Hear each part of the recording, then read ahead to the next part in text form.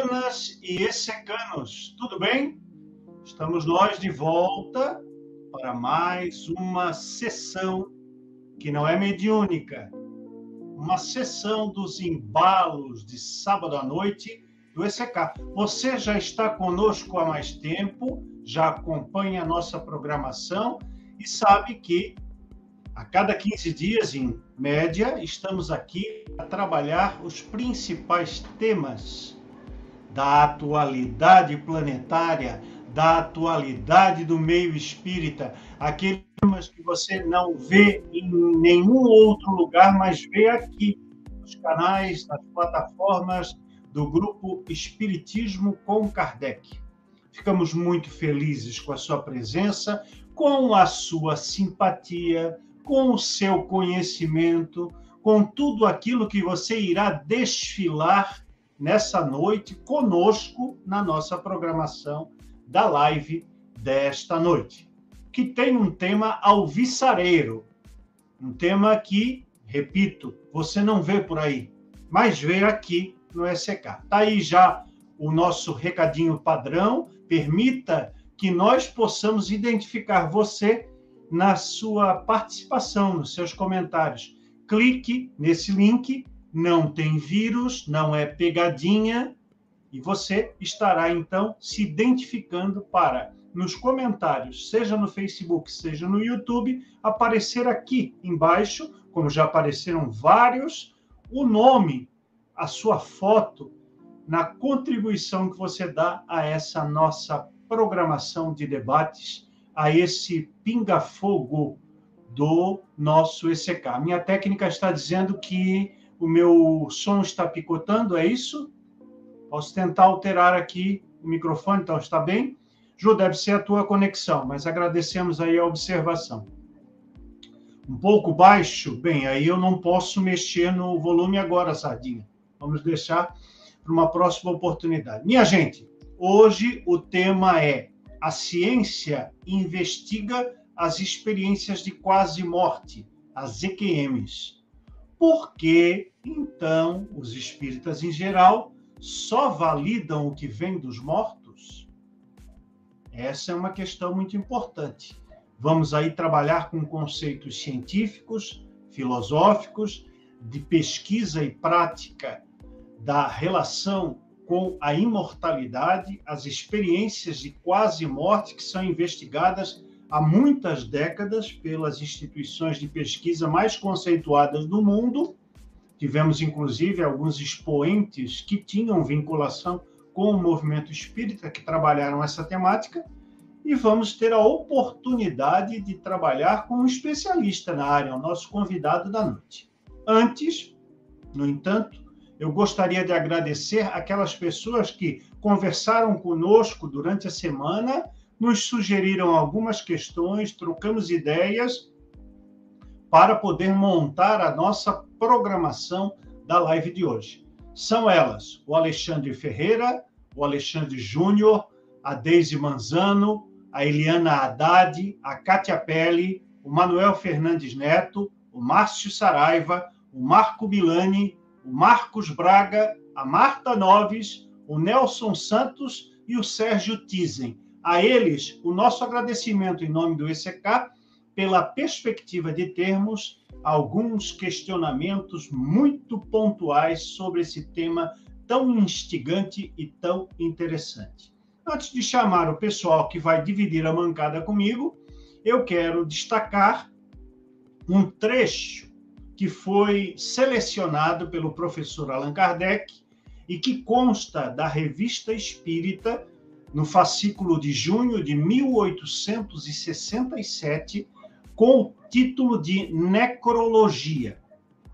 Diz, então, o espírito comunicante: antes de morrer, cedi a uma última fraqueza e obedeci a um preconceito.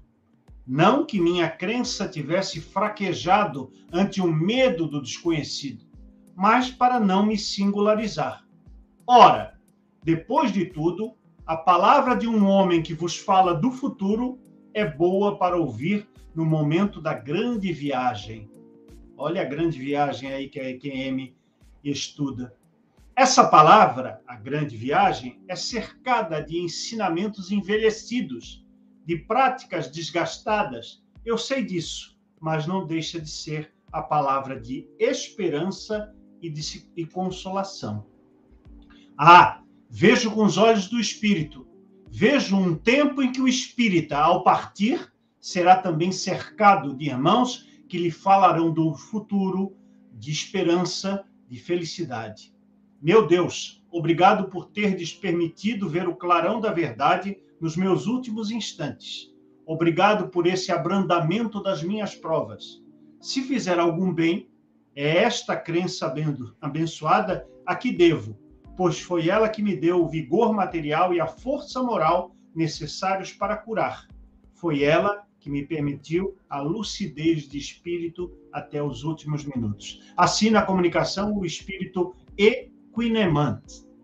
E nós vamos, então, chamar os nossos convidados para dividir a bancada dos embalos de sábado à noite no ECK. Primeiro, especialmente presente pela vez primeira aqui no ECK, o meu querido amigo paraibano Carlos Antônio Fragoso Guimarães. Abanque-se, meu amigo. A casa é sua. Obrigado, Marcelo. Boa noite a todos. Grato pelo convite. Vamos estar com vocês aqui. Muito bacana. O Carlos Fragoso, ele é psicólogo, mestre em Sociologia pela Universidade Federal da Paraíba e é doutor em Filosofia da Educação pela UTAD de Portugal. É também professor de Psicologia na Universidade Federal de Campina Grande, aí na Paraíba. E é psicólogo junto ao Ministério Público do Estado da Paraíba. Também é pesquisador de metapsíquica e parapsicologia e membro da nossa co-irmã, da nossa parceira, a Associação de Estudos e Pesquisas Espíritas de João Pessoa, a ACEP. Feita, então, a apresentação do nosso querido amigo, já um companheiro de longa data, de várias jornadas, de várias atividades no movimento espírita, vamos chamar o nosso debatedor convidado, que é de casa, o Henri Neto. Bem-vindo, Henri. Boa noite, Marcelo. Boa noite, pessoal. Feliz aqui estar com vocês, né? Em casa. E agradeço a atenção. Vamos lá começar, que tem muita coisa para a gente conversar. É isso aí. O Henri é engenheiro civil calculista, é sócio-diretor da Logos Engenharia, atuou como palestrante, como médium dialogador e dirigente de reunião mediúnica na Associação Espírita Caridade em Ação, a AESCA, também da capital paraibana, João Pessoa. Ou seja, é vizinho aí do Carlos Fragoso, com certeza já se esbarraram aí pelas atividades sociais e espíritas da linda e saudosa João Pessoa. O nosso Henri também é articulista do portal Com Kardec, assim como o Carlos Fragoso. Recentemente, nós publicamos um excelente artigo do Carlos, que está na nossa série Laicismo, Democracia e Kardec, a série LDK. Você sabe que o movimento espírita é cheio de sopa de letrinhas, né? A ESCA, ECK, ACEP, LDK e assim sucessivamente. Então, mais uma letrinha para você decorar, que é a série LDK, que vai por todo o ano de 2023, tendo começado em dezembro do ano passado, trabalhar as vertentes do laicismo, da democracia, associando-as ao pensamento de Allan Kardec. Por fim, o nosso Henri também é membro do Conselho de Gestão do Grupo Espiritismo com Kardec. Feita aí a nossa propaganda, apresentando os nossos amigos debatedores da noite, vamos rufando os tambores para a primeira pergunta da noite, a pergunta que vale 1 milhão de euros. Meu querido amigo Carlos Fragoso, existe mais ou menos uma certa convergência entre os relatos das experiências e quase morte que são estudadas por todo o mundo. E elas quase sempre mencionam aquela ideia de um túnel com uma luz e o encontro com parentes, com amigos, com pessoas queridas já desencarnadas. Por que, então, Carlos, esse padrão de pesquisa, de experiência, de vivência, não consegue dialogar com os relatos que são obtidos nas mesas mediúnicas das instituições espíritas? É uma boa pergunta. Bom, experiência de quase morte não é propriamente a morte, né? É uma quase morte, tá? Existem, no conjunto dos relatos, existem alguns estágios que são recorrentes. O túnel é um desses estágios, mas não chega a ser uma regra geral, certo? Pode acontecer. Geralmente acontece, mas nem sempre.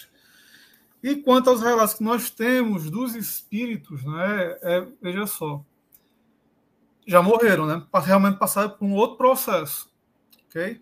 Mas existe alguns relatos que são bem parecidos com os relatos atuais, tá? No livro A Morte e Seu Mistério, do Camille Flammarion, ele cita um caso em que a pessoa vê o túnel, ok? O Ernesto Bolzano tem um outro livro, né, sobre a crise da morte, que ele não cita, os relatos não citam diretamente o túnel, mas citam todos os outros estágios que são comuns nos relatos de quase morte, tá certo? Como ver os parentes falecidos, né? Sentir a presença de um ente que não é bem visível, mas você sente aquela presença amorosa por perto, ok? E até no André Luiz tem um relato de acho que é nos Mensageiros, que a pessoa está morrendo e vem alguns espíritos trevosos que ficam na janela e perdem a paciência com o moribundo e perguntam: fulano, tu vem ou não vem? E esse tipo de coisa também acontece nos relatos de experiência quase morte. O que acontece, porém, no meio espírita é que o meio espírita tradicional, tá, ele é meio refratário a tudo que vem de fora do espiritismo, né? Embora o que está vindo de fora está fazendo exatamente o que a gente devia fazer e não faz, que é dar os meios, demonstrar que existem evidências que comprovam a sobrevivência da alma e a comunicabilidade. Não é? Então, se a gente para no ponto, né, a gente fica marcando passo, tá? O fenômeno e os fenômenos acontecem à torta e direita, continua acontecendo, aconteceu antes e vai chamar a atenção, quer queira ou quer não, mesmo que o movimento espírita se torne refratário a eles. Não sei se cheguei a responder, ganhou 1 milhão de euros, estava até precisando de uma viagem para a Europa. Isso aí, daqui a pouco, o nosso povo é que vai dizer se você fez jus ao prêmio especial ou não, mas o nosso povo costuma ser bastante fraterno, bastante amigo, e costuma aplaudir aí as nossas inserções nesse debate. Ô, Henry, vou aproveitar essa primeira questão e já vou incluir uma outra que tem correlação com a primeira, para que você possa, então, discorrer a respeito. Além do túnel, Carlos, além dessa ideia de associar visão ou visão espiritual, porque, na verdade, uma experiência de quase morte, nós estamos numa dimensão não material, numa dimensão extrafísica, né? Existem também alguns relatos muito comuns, Henry, que falam aquelas frases chavão desses experimentos, né? Não é a sua hora ainda. Retorne e faça algo diferente. Caminhe para a luz. E todas aquelas outras questões a essas associadas. Aí eu te perguntaria, Henry, por que, então, já que o movimento espírita, como dito pelo Carlos, é refratário, ele não dialoga com os experimentos científicos que poderiam ser riquíssimos para esse contexto de interpretação e de entendimento da própria fenomenologia espiritual, mediúnica, psíquica.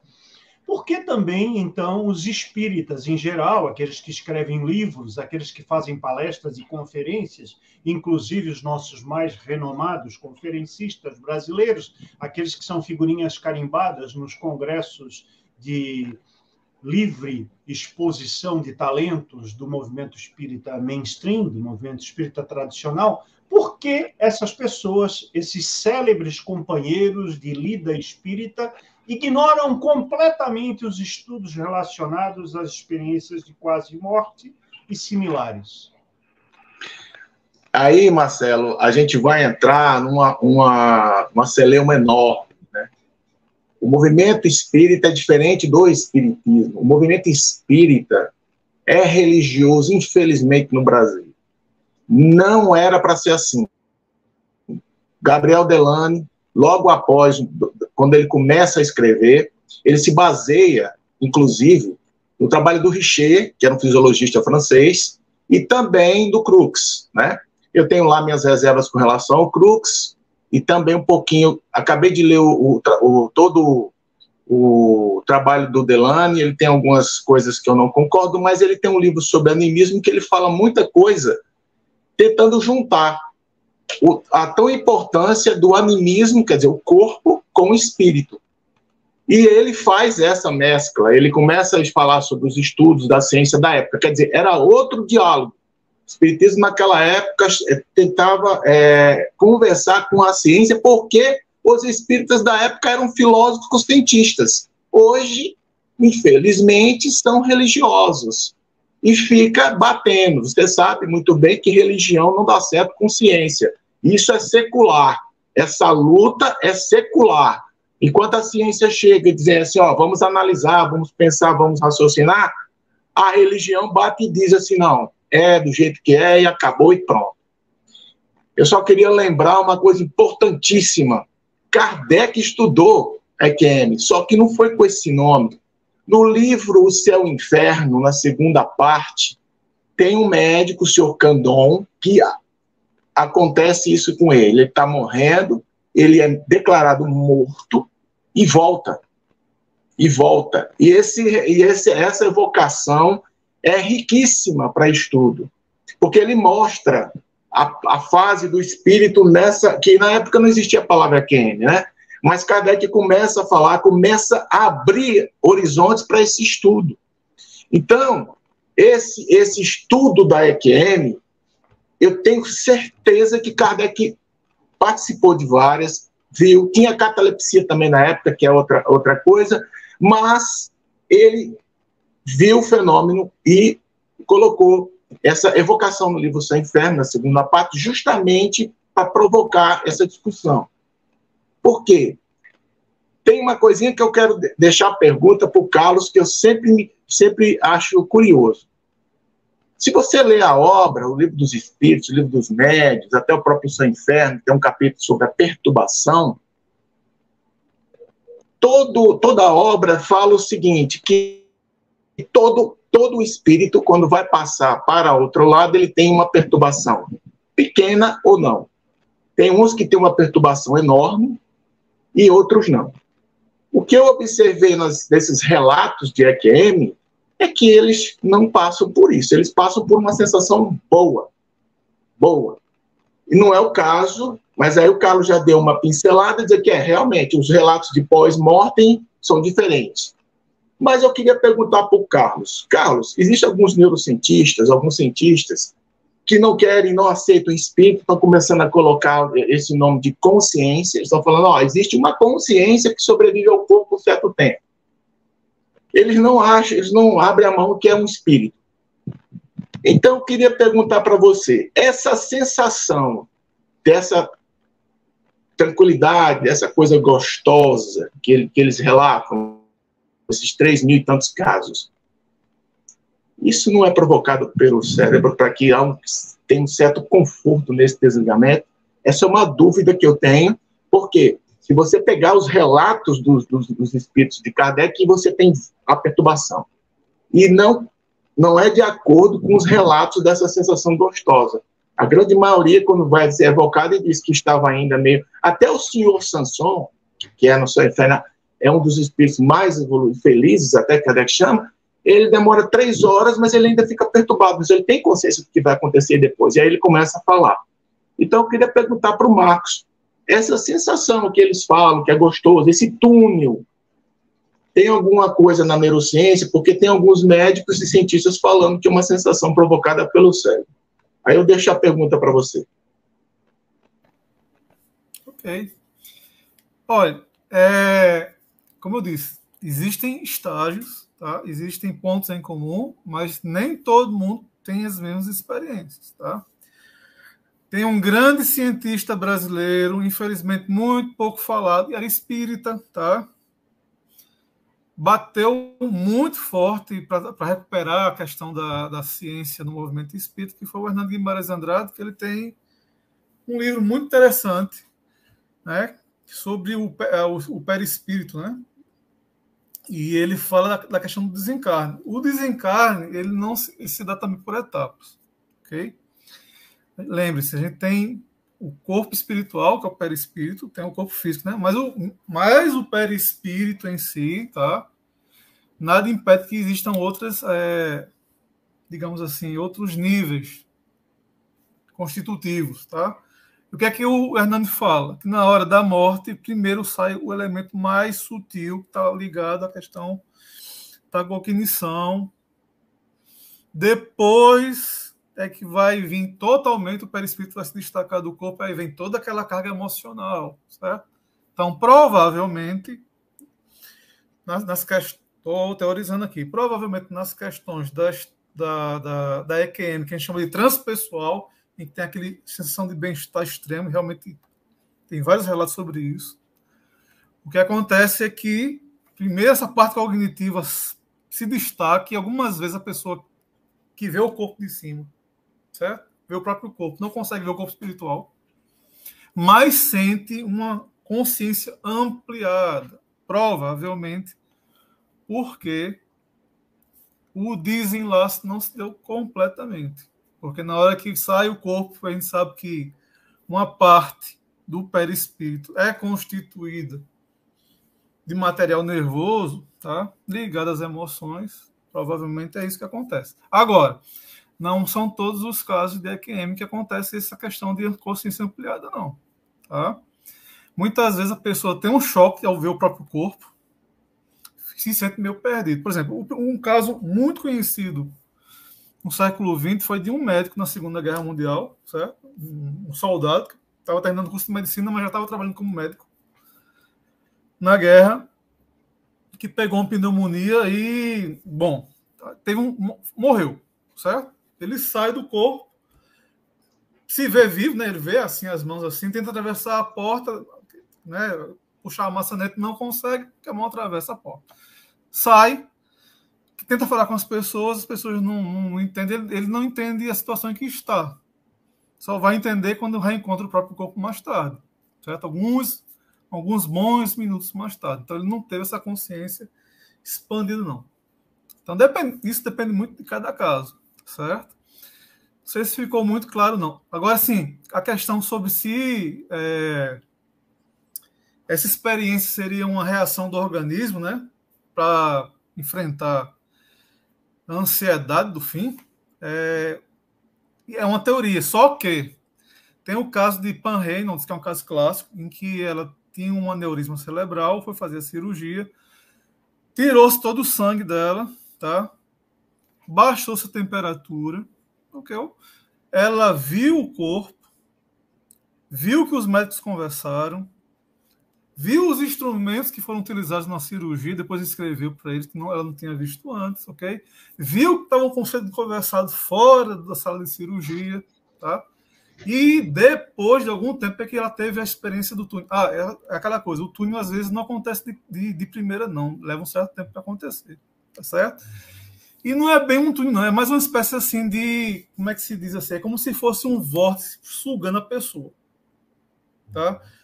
Quem assistiu o filme Ghost, né, deve se lembrar que o fantasma lá do Sam Parner, ele vê uma pessoa falecendo na sala de cirurgia, o espírito se destaca do corpo e ele é sugado em outro lugar. É mais ou menos isso que acontece, ok?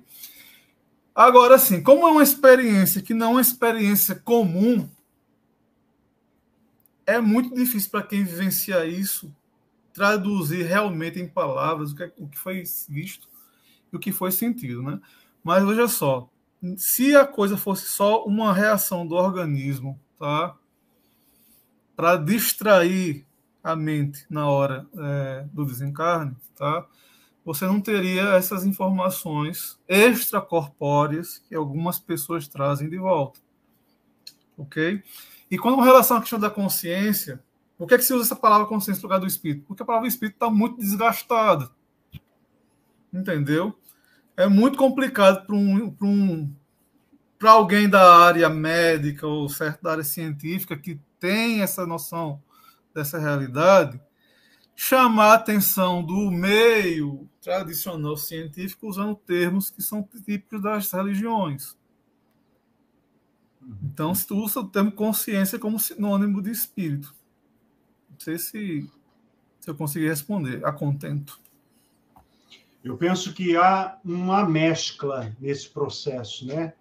Nós temos algumas questões que são conscienciais, que são vivências específicas do espírito naquela experiência, ou então, no caso de uma mesa mediúnica, aquilo que ele vivenciou no momento de morte. Carlos fez uma distinção bem clara há pouco.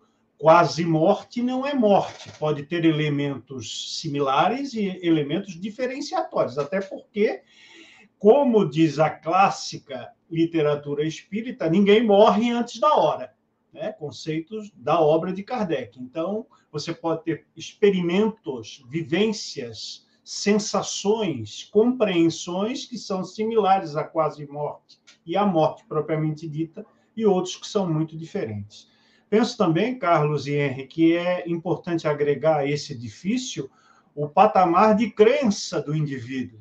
Vamos imaginar uma criatura que é muito religiosa, calcada ainda naquela ideia do céu e do inferno, ou então, no caso dos espíritas religiosos, calcada na ideia de colônias espirituais, de vales, de umbrais.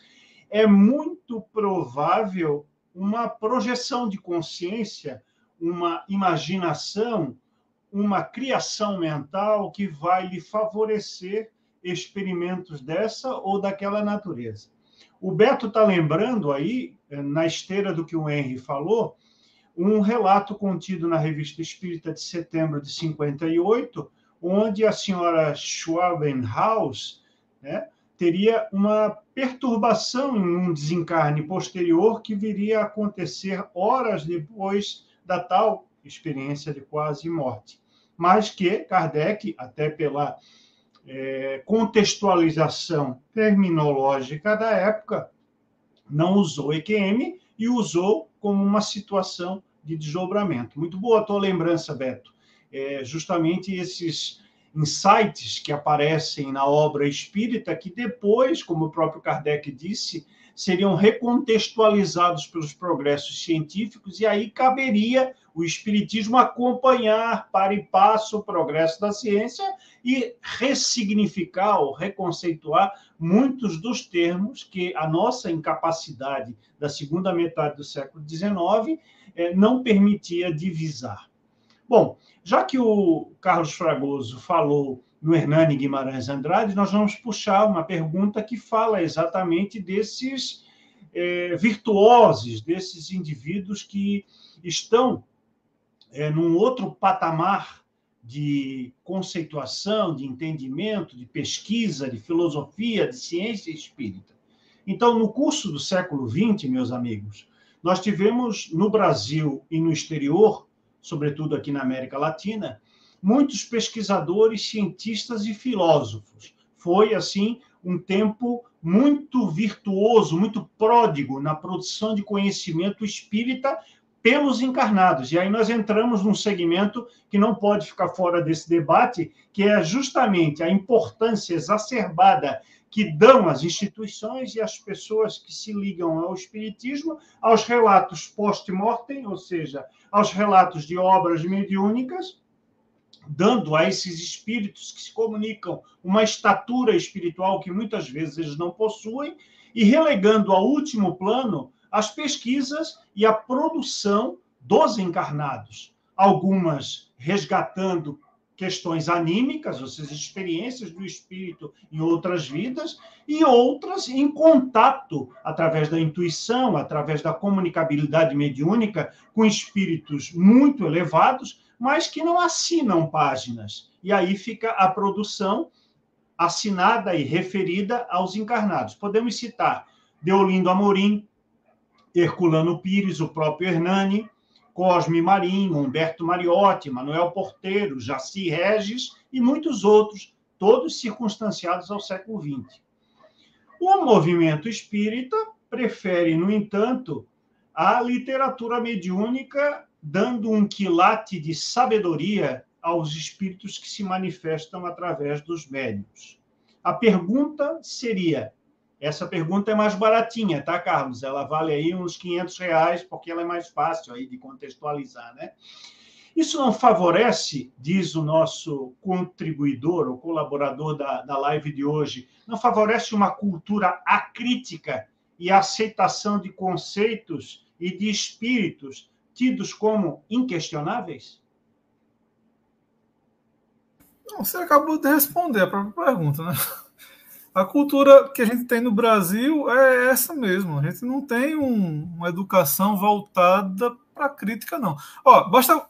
Como era o nome da primeira instituição espírita do mundo, lá na França? Não era Instituto de Pesquisas, né? Pesquisas Psicológicas, o nome da revista, né? Estudos Psicológicos e tal. Você não tinha nomes assim, tipo assim, Centro Espírita Joana d'Arc, ou Maria de Nazaré, esse tipo de coisa. Mas aqui no Brasil a gente tem uma herança muito lusitana, altamente religiosa, né? Religião é uma coisa, né? Espiritualidade é outra. Mas a gente tem toda essa cultura jesuítica, aquela coisa de vir tudo mastigado. A gente também tem aquela preguiça mental de ler, de ir atrás de informação.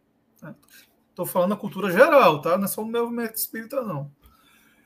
E a gente está muito ligado por essa falta de criticidade, tá? A recuperar o pensamento mágico de que tudo que não for físico, sendo extrafísico, está mais próximo do divino, da perfeição, do que aqui no humano, né? Do humano, esquecendo que os de lá são os de cá, se foram.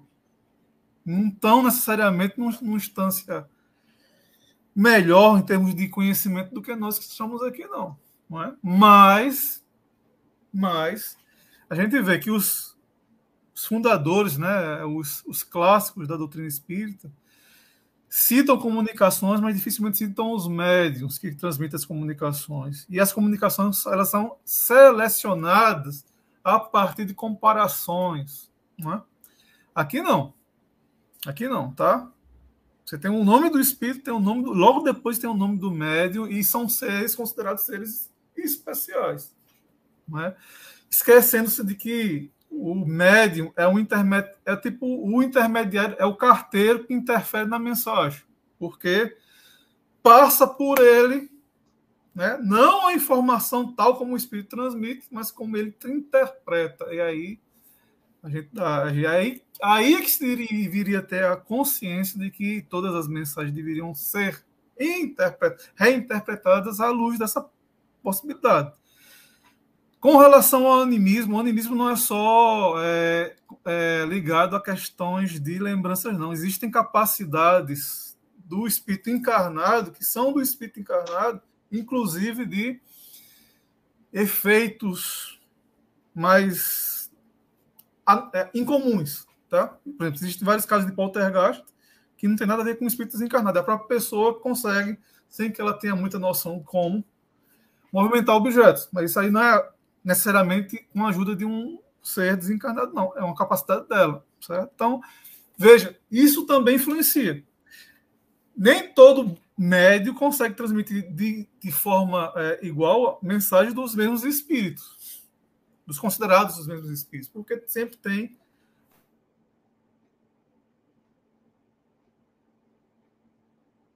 Travou? Acho que travou o nosso... médio. Deu uma travadinha aí, acho que tivemos um problema de conexão aí. Voltou? Acho que voltou. Queria encerrar a tua fala? Não, eu dizer assim, se os espíritos conhecessem mais Kardec, né? Porque Kardec é aquela coisa, outra coisa que vem da nossa herança religiosa. Costumamos cultuar a figura, né? A personalidade sem conhecer a pessoa. E muito menos a obra da pessoa. Se os espíritos conhecessem pelo menos o livro dos médiuns, teriam pelo menos um certo preparo, tá? Crítico, para separar, pelo menos tentar separar o joio do trigo. Mas aqui não, a gente recebe, diz que é psicografia, ou diz que é transmissão mediúnica, o pessoal baixa a cabeça e fica por isso mesmo. É mais fácil até, porque você tira a responsabilidade pessoal e bota na responsabilidade do espírito. É a mesma coisa, isso não é só no espiritismo, não. Qualquer religião tem esse problema. É mais fácil a gente dar a responsabilidade, tá, para os de fora do que assumir a responsabilidade de tentar estudar e comparar o que Kardec fazia, o que os primeiros faziam, né, que a gente não faz. Aliás, não só Kardec, como os clássicos deveriam ser revisitados nas casas espíritas. Eu gostei dessa tua analogia, dessa figura de linguagem que tu criou aí para o médium, chamando de carteiro, né?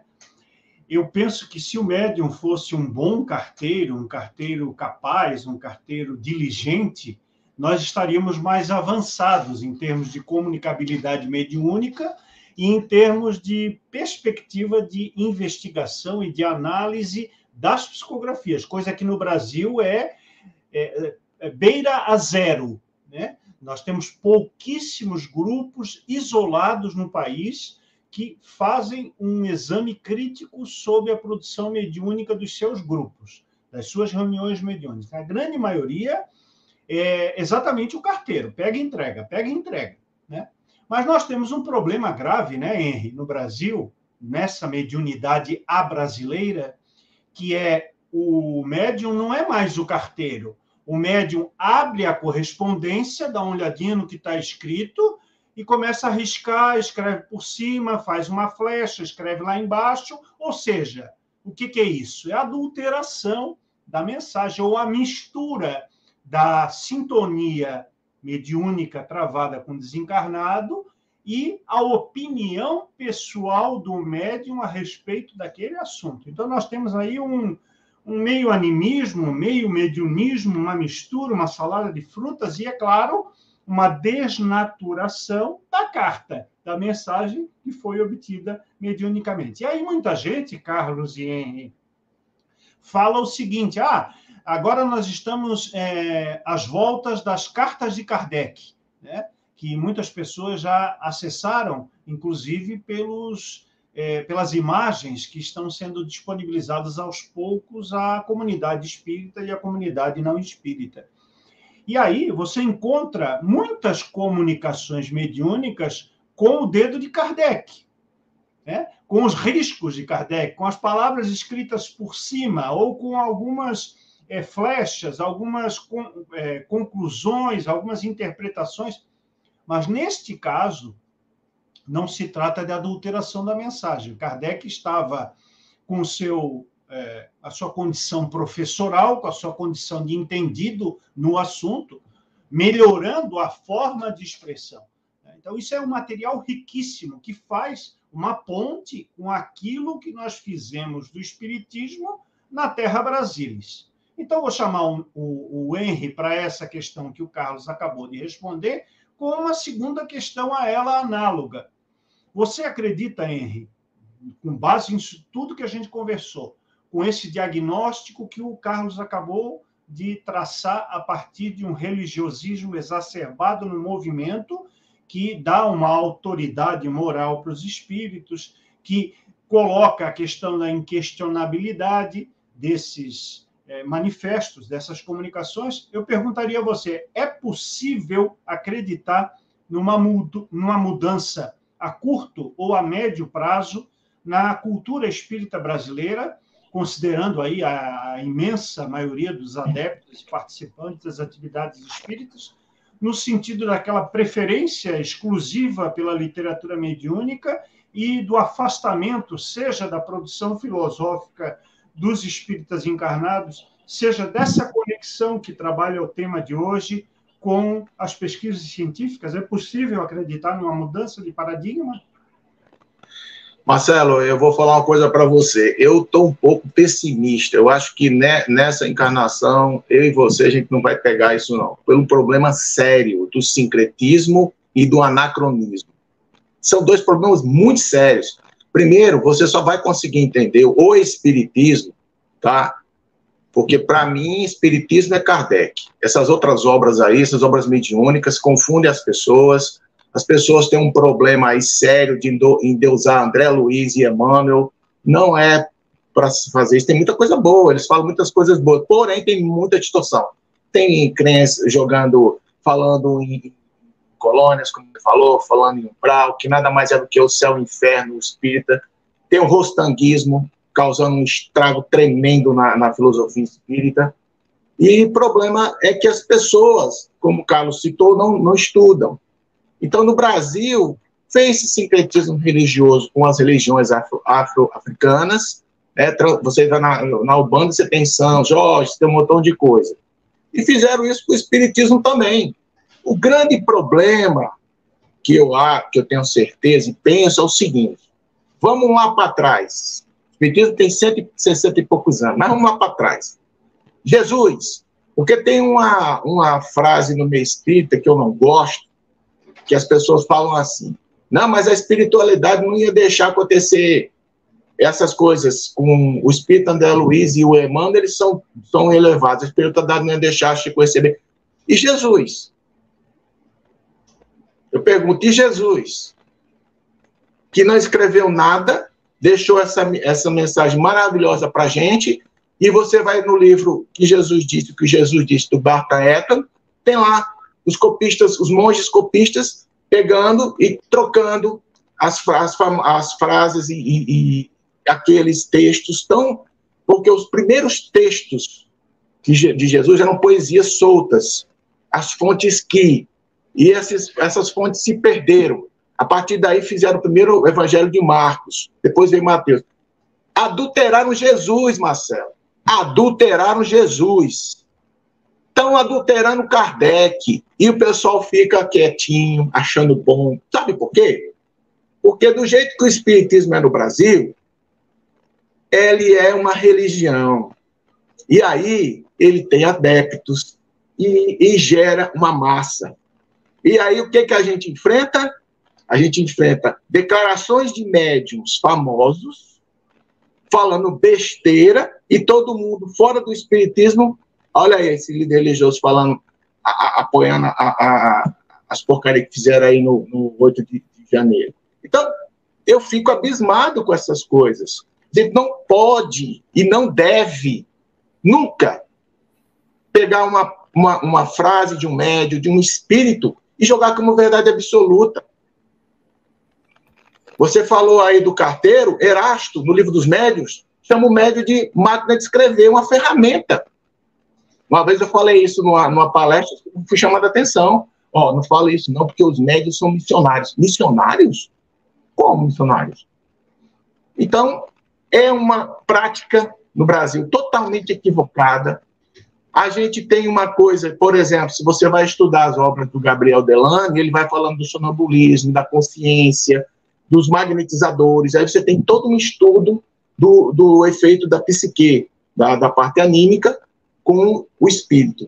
E ele prova que a dupla personalidade, que muitos médicos na época pensavam que usaram isso para dizer que o espírito não existia. Mas isso aí, esses médiuns aí, eles é tudo na cabeça dele. E o Gabriel Delany puxa isso e prova que não é, que existe uma coisa além disso, que é o espírito. Então, o problema nosso é justamente esse, secretismo religioso exacerbado, né? E, além disso, e eu não vou botar a culpa no Brasil, porque isso é uma característica do espírito de terceira ordem, que está aqui na Terra. Se você for lá no livro dos Espíritos, Kardec, se eu não me engano, é na 895, pergunta qual é o maior dos vícios e a maior característica do espírito, da imperfeição.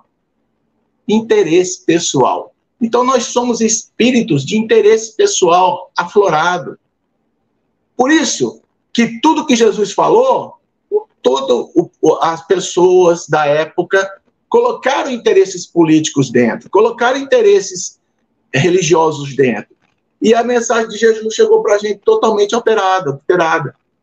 E se a gente não tomar uma atitude, bater de frente, né? Para fazer isso com Kardec.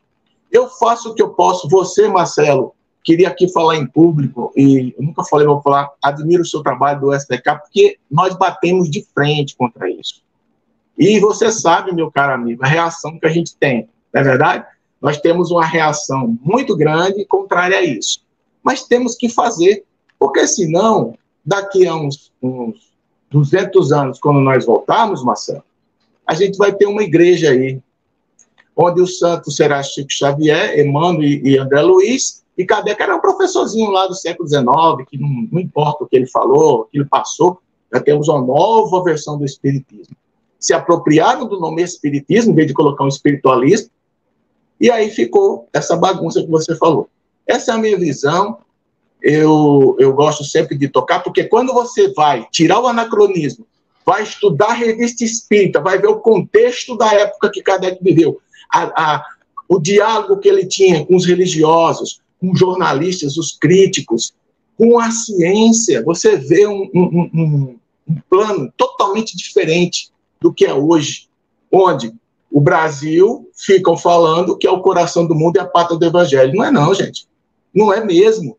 Nós não somos especiais nem exclusivistas, não. Será que só essa terra é especial? Não é, né? O espiritismo, ele é universal. Não existe um país escolhido, como, por exemplo, os judeus acreditam que Israel é. Essa é a minha opinião. Muito bem, agradeço aí as referências ao nosso ECK, né? Você também faz parte, o Carlos Fragoso também faz parte como colaborador à distância.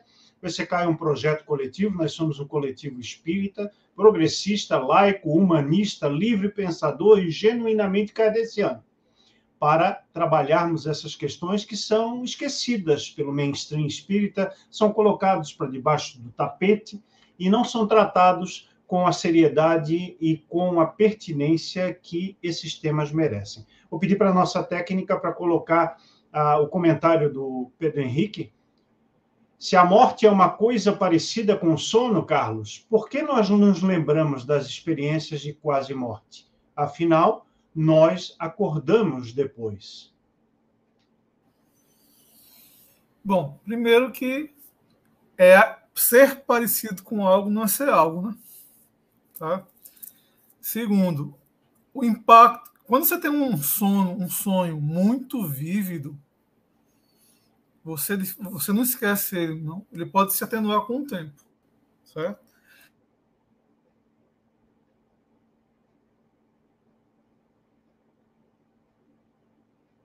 Agora, quem tem... Caiu. Voltou? Uhum. Ok. Quem tem, isso é comum, viu? Inclusive para quem teve experiência de quase morte negativa, porque não só tem experiência de quase morte positiva, não. Quem passa pela experiência muda completamente o modo de ver a vida. E não esquece nunca do que passou. Então isso aí é uma constante. Qualquer que tenha sido a experiência. O modo de interpretar é incrível, porque ateus passaram pela experiência e se tornaram espiritualistas e não religiosos. Não necessariamente religiosos, espiritualistas. Certo? Crentes passaram pela experiência e mudaram o modo de ver. Uma coisa também interessante, olha só como é que o espiritismo está marcando passo. Esse fenômeno da EQM se tornou muito conhecido no mundo inteiro. O que é que está acontecendo? Tem gente da Igreja Católica puxando a sardinha, interpretando o fenômeno do lado da Igreja Católica, tem gente da Igreja Evangélica fazendo a mesma coisa. Cunharam até um termo para isso nos evangelhos, chamado o efeito Lázaro. Certo? Você falou da questão cultural, tem essa questão da interpretação do que você vive do outro lado. Quando você encontra um ente, por exemplo, tem um filme muito interessante aí que chama-se Salvo pela Luz. O cara era ateu, gente muito perversa, passa por uma experiência, vê um ser luminoso, mas ele não chama de Deus. Mas disse quando voltou que a única palavra que vem na cabeça dele, quando ele lembra daquele ser, é algo muito acima do ser humano, quase divino.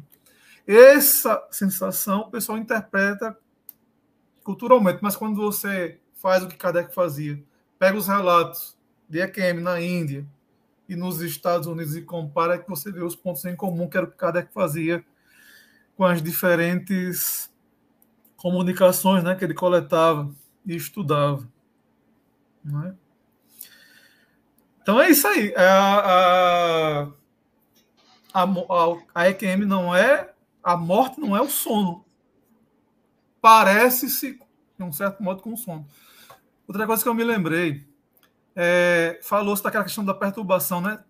Todo mundo também fala que a maior parte dos espíritos, depois que chegam num determinado local, passam por um período de sono, de recuperação. Entendeu? Que é exatamente quando, novamente, o perispírito se recompõe, se reacopla, se recompõe. As pessoas dizem, né? Rejuvenescem, tem mais energia. Inclusive, as aparições mostram as pessoas geralmente rejuvenescidas por conta disso aí. A gente não sabe de tudo, não. A gente tem alguns indícios, algumas informações. Cabe aprofundar a pesquisa, tá? Para se ir mais além. Então, olha, aqui no Brasil tem o grupo lá de Juiz de Fora, né? Conhece, Marcelo, o pessoal de Juiz de Fora? Uhum.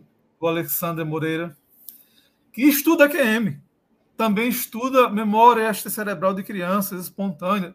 Estuda eventos dentro da universidade. A maior parte, assim, passa do espiritismo, mas tem muita gente que não é espírita, está estudando, entendeu? E eles não misturam a pesquisa que fazem com os conceitos né, que a gente tem no espiritismo, assim, que acontecer porque Deus quis, ou porque estava ou porque a gente tem uma visão muito determinista de que as coisas acontecem, né, num determinismo de causa e efeito.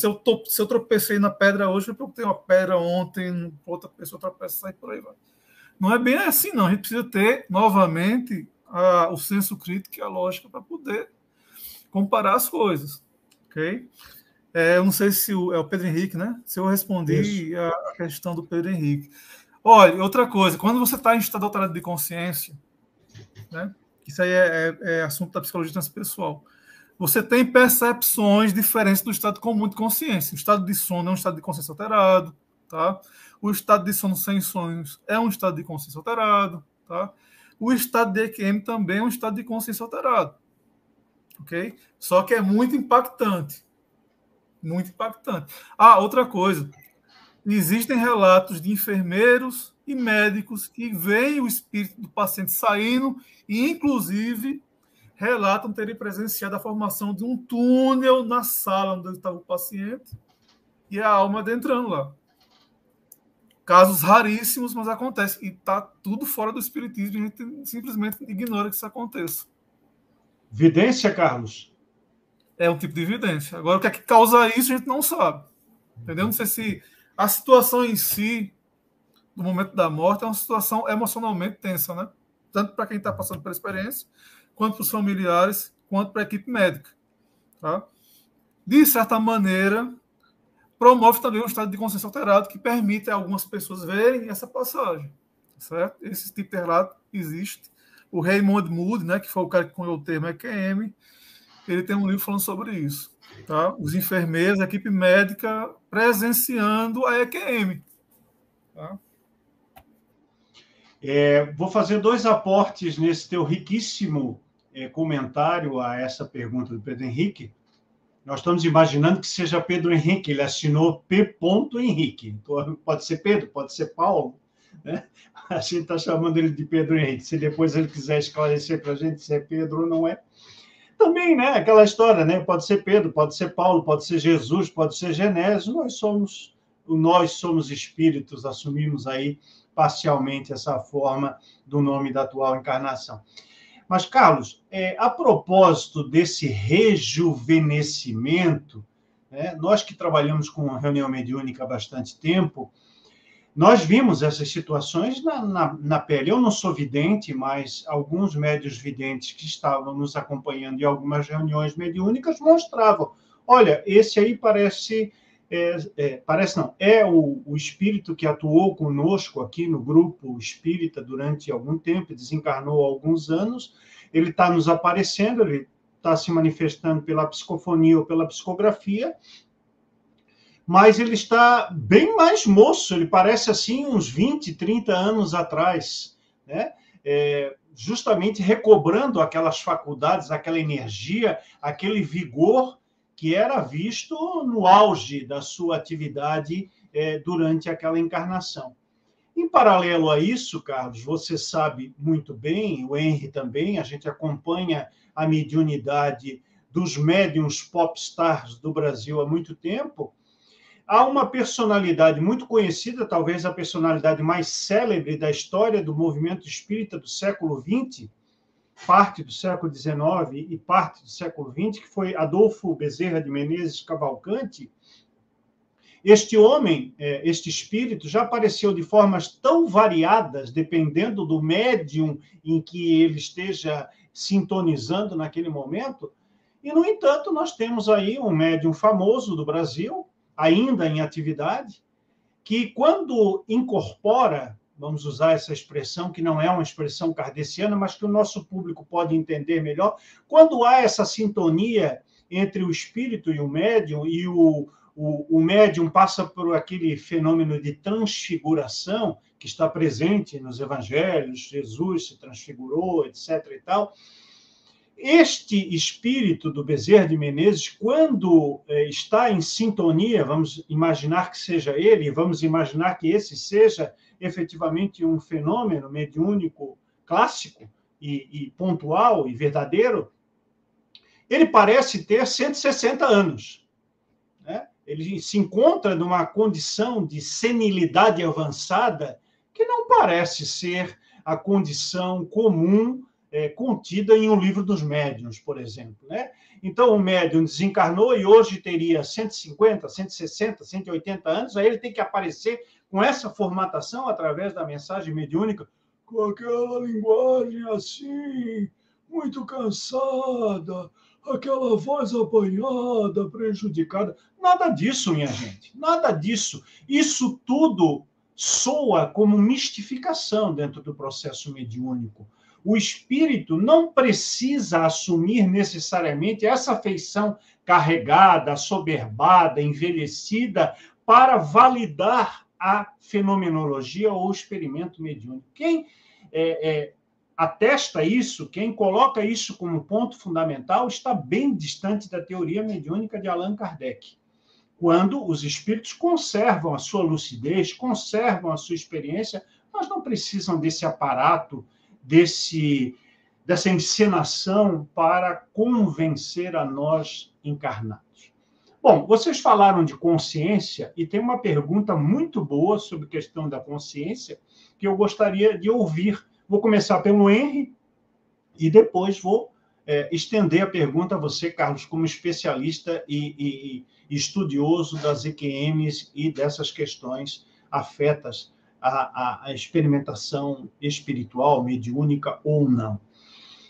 Diz a pergunta, pela teoria espírita, ou seja, voltados ao conhecimento a partir de Kardec e necessariamente em respeito ao legado de Kardec, a consciência do espírito, ela sabemos nós, condicionada na encarnação às limitações do corpo físico. Nós temos barreiras, nós temos obstáculos, nós não podemos, não conseguimos expressar a nossa consciência em plenitude como se estivéssemos desencarnados, inclusive acessando as memórias de vidas passadas, inclusive acessando todo o arcabouço de conhecimento espiritual que, volta e meia, está limitado. Imaginemos aí pessoas que têm problemas mentais, ou pessoas que, mesmo estando na condição de normalidade, estão, por exemplo, numa encarnação difícil, numa encarnação com dificuldades, com circunstâncias violentas que acabam obstando determinadas manifestações ou determinadas vivências no ponto da materialidade. Então, essas limitações do corpo físico acabam ressonando, acabam ecoando na consciência. Nos episódios como as experiências de quase morte e outros da área mediúnica, como se dá essa hipotética alteração do estado de consciência, já que o espírito continua encarnado? Lembremos que na própria literatura de Allan Kardec nós temos comunicações mediúnicas de vivos, o que é um fato ignorado pela grande maioria dos espíritas. Nós temos fenômenos de dupla vista, de dupla consciência, espíritos que estão num determinado momento acordados e que entram num estado de torpor e se manifestam em outros lugares, né? Então, atestando a ideia de que a comunicação mediúnica também ocorre de vivo a vivo, né? E eu não estou fazendo propaganda daquela empresa de telefonia. Então, Henry e depois o Carlos, como explicar ou como conceber essa questão da EQM ou de outros tipos de manifestações mediúnicas, tendo como sede essas limitações da consciência no estado encarnado? Inclusive, é uma prova da existência do espírito. Kardec evoca dois, na época ele chamava de idiotas, né? Que idiota, na verdade, não é idiota, ele é dois irmãos gêmeos e conversa com o espírito conversa normalmente, que mostra que a individualidade é preservada. Nós não podemos esquecer uma coisa interessante: o corpo físico, a matéria, a lei da matéria é a desintegração. Então, a gente tem as células sendo renovadas, nós começamos criança, o corpo físico, e vamos andando toda uma trajetória de envelhecimento e as células são renovadas. Nossas células são renovadas, se não me engano, a cada 7 anos, a ciência diz isso. Então, todas as células do corpo são renovadas. E o que prova que as células do cérebro não perdem a memória, por exemplo, já que são renovadas? O espírito. Esta matéria do corpo, que é o conjunto de fluidos grosseiros, músculos, ossos, as células, tudo isso vai mudando, mas o espírito não vai mudando. Ele vai permanecendo com essa individualidade. E é exatamente isso que prova a existência de alguma coisa naquele corpo que não muda. O que evita que esse corpo entre, na hora que acontece a morte, há essa desagregação e o corpo vai voltar à natureza, através da putrefação, vai poder ser. Então, uma das provas que o espírito existe é justamente isso.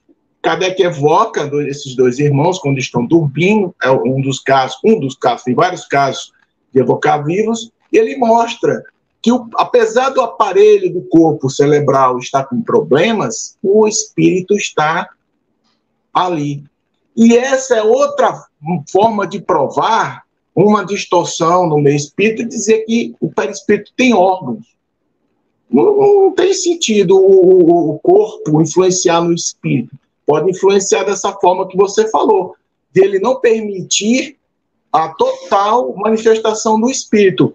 Mas, se eu estou no meu corpo, como é falado no movimento espírita, através desses livros mediúnicos, que eu levo um tiro na cabeça do suicida, eu vou danificar o meu perispírito para isso vir na próxima reencarnação, isso não tem lógica. Porque o perispírito, ele não é afetado, ele é até indestrutível, né? Lembrando que existe uma diferença séria entre o que diz Kardec sobre o perispírito e o que diz o movimento, levado erroneamente por obras mediúnicas. Porém, eu descobri recentemente que esses livros se basearam em Gabriel Delany. Ele chegou a essa conclusão, que a memória do perispírito, ou a consciência, como você acha melhor, Marcelo, vai ficar no perispírito. Isso é um erro gravíssimo, é um erro doutrinário. Por quê? E não tem lógica. Nós sabemos que o perispírito ele é formado pelos fluidos do planeta. É como uma roupa. Se eu vou mergulhar a 30 metros, eu vou usar um tipo de roupa para me proteger. Se eu vou mergulhar a 100, 200 metros, eu tenho que usar um escafandro para suportar a maior pressão. Então, cada planeta tem o seu perispírito para que o espírito consiga reencarnar. Então, para Kardec, o perispírito ele é somente a junção do espírito com o corpo, e a única função é transmitir as sensações do corpo para o espírito. Só. Mas nossa memória, nossa personalidade, tudo fica no espírito. Porque se não for assim, a teoria de Kardec está errada, que é baseada em Mesmer. Se não for assim, se o perispírito tiver memória, tiver corpo, tiver cérebro, tiver pulmão, como diz André Luiz, que chegou no mundo espiritual, que tinha um problema no estômago, quando você mudar de planeta, que você for para Júpiter, evoluir, por exemplo, você troca de perispírito, você vai perder a memória daqui? Ou seja, toda a tua vivência na Terra que você ganhou vai perder? Então, existe esse problema conceitual equivocadíssimo que todos pensam no meio espírita, que é assim, o espírita tem óbvio, eu vou lá para nosso lar, lá eu vou comer, vou ter uma sopinha, não sei o quê, materializando o mundo espiritual. E não é assim. Eu gostaria de fazer outra pergunta para o Carlos, que é especialista. Gabriel Delano, ele fala muitas vezes de alguns sonâmbulos que falam, ele prova que a dupla personalidade não ela existe, tá? E usando sonâmbulos e o magnetismo, ele prova isso aí, que é um espírito, não é um problema. Eu queria saber o seguinte, Carlos. Gabriel Delano fala que existe um limite entre consciência e inconsciência. E ele fala que, tanto o Richer, na época, só que eu estou falando de ciência lá atrás, por isso que eu estou te consultando para saber o que está hoje. Eu estou falando lá atrás, já deve ter alguma coisa nova. Queria que você mostrasse para a gente assim, consciência, inconsciência e espírito. Como é que se trabalha isso, por exemplo, numa EQM, que você acabou de falar da inconsciência de um fenômeno? É só uma dúvida que eu tenho, porque eu já ouvi uma pessoa falar, é bom a gente sempre escutar os dois lados. Um neurocientista dizer que não existe comprovação nenhuma de que a glândula pineal ela ajuda na transmissão mediúnica. A ciência não atesta isso, a neurociência não atesta. E eu queria saber de você, como é que a neurociência vê esse fato da consciência, inconsciência e o espírito? Olha, desde o William James, que estudou médiuns também, e é um dos pais da psicologia, certo? Passando por Pierre Janet, que era materialista, mas ficou sem ter como explicar fenômenos de telepatia que ele conseguiu captar em laboratório, certo?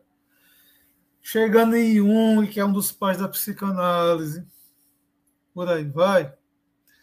O que a gente sabe é o seguinte: o sistema nervoso é uma espécie de televisão que recapta informações, decodifica para o meio vivencial que a gente humano, certo? Transmite as ideias, tá? Mas não é, e isso tem, você falou do neurocientista cético, mas hoje em dia tem outros neurocientistas que dizem que está muito difícil identificar mente com cérebro, do mesmo jeito que você não pode identificar software com hardware, certo? Mas que trabalham intimamente. Então está lá a transmissão, a televisão está transmitindo as imagens, a gente não vê, a televisão decodifica aquelas informações eletromagnéticas numa forma que a gente consegue ver. Mas daí a dizer que quando que a imagem é produzida pela própria TV é uma história completamente diferente. Só fala isso quem desconhece como é que funciona num nível mais elevado uma transmissão de TV. Isso é uma analogia meio capenga, mas acho que serve para o momento aí. Quem passa pela EQM diz o seguinte: pronto, tem um médico, se eu não me engano, ele é português, altamente materialista, teve um EQM. Entendeu? Teve uma expansão de consciência tal, quando ele voltou, ele não queria nem voltar mais, ele achou ruim. Quando trouxeram, aliás, isso é outra coisa que acontece muito, né, EQM, viu? De 10 casos, 8 não quer voltar, não. Volta a contragosto. Quando ele diz assim, aqui, o nosso soma, o nosso corpo, a nossa estrutura, abafa muitas capacidades que a gente tem na consciência. Só sabe disso quem passou por uma experiência assim. Ok? O inconsciente é justamente aquilo que a gente não tem consciência em determinado momento. Mas se você modifica, por exemplo, na hipnose, você pode trazer lembranças esquecidas à tona. Mudou o estado de consciência.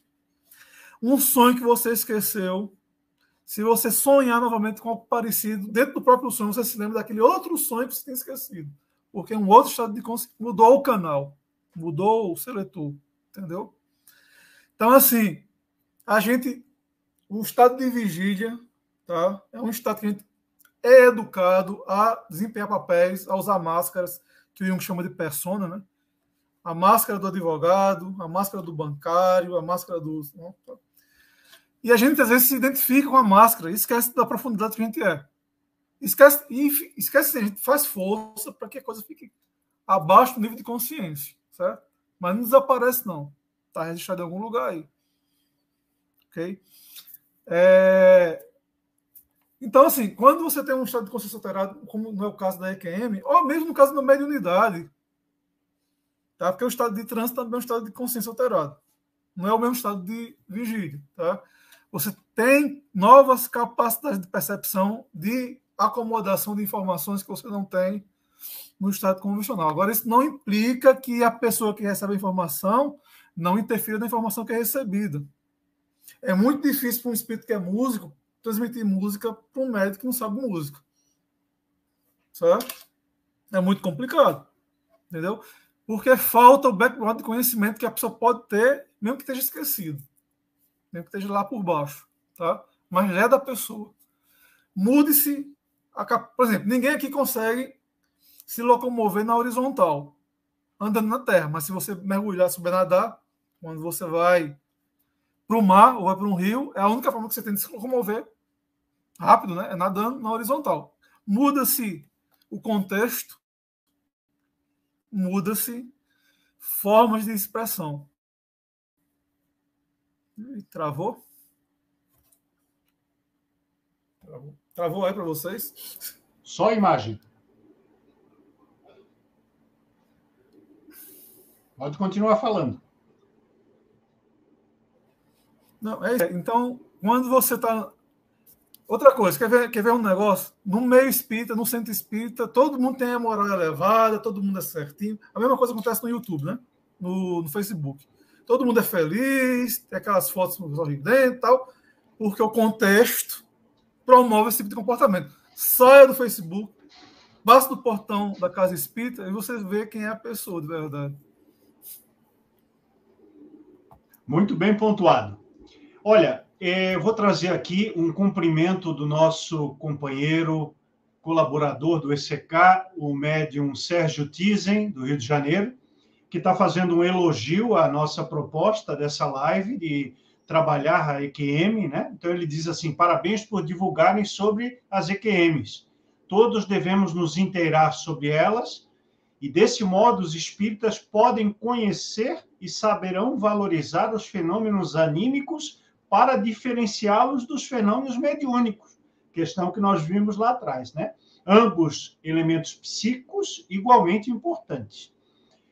Acrescenta o Sérgio que os centros espíritas, os grupos espíritas em geral, deveriam se formar, deveriam se constituir como núcleos de pesquisas psíquicas, além da já habitual dedicação ao acolhimento e ao esclarecimento dos desencarnados. Esta, aliás, Sérgio e nossos amigos que estão conosco nesse momento ao vivo, é a principal crítica em nome do ECK que fazemos ao mainstream, ao movimento, ao meio espírita tradicional, que acabou reservando a importante tarefa de diálogo mediúnico a um serviço, né, um 0800, um SUS de tratar espíritos sofredores no mundo espiritual. Não digo que nós devamos retirar completamente essa atividade de conversação, de esclarecimento, de consolo, de orientação aos desencarnados que acodem às reuniões mediúnicas, mas transformar as reuniões mediúnicas única e exclusivamente nesse processo de atendimento, de plantão médico espiritual aos desencarnados, é minimizar a tarefa de intercâmbio mediúnico que foi, entre aspas, inventada ou sistematizada por Kardec para um processo de esclarecimento dos encarnados através da contribuição de espíritos mais avançados do que nós no ponto espiritual, no âmbito espiritual. E aí, então, ele sugere e pergunta, Carlos Fragoso, não deveríamos trazer para a atividade mediúnica, para as atividades dos centros espíritas, pessoas, espíritos encarnados que viveram EQMs e, uma vez desencarnados, possam fazer um paralelo entre a experiência que eles tiveram com a experiência de quase morte e a vivência que eles agora têm na forma de espíritos desencarnados. E como se faria isso? Logicamente, pela evocação. Vamos evocar pessoas conhecidas, pessoas próximas, ou então pessoas que a literatura médico, clínica e espírita trazem, né? O Carlos citou os livros do professor Hernani Guimarães Andrade, o Carlos citou as pesquisas do Raimundo Moody Júnior. Então, não poderíamos chamar, evocar estes espíritos, ou alguns desses espíritos, para fazer um paralelo entre o que eles relataram na EQM e o que eles agora podem relatar em experimentos de natureza mediúnica? O que você acha, Carlos?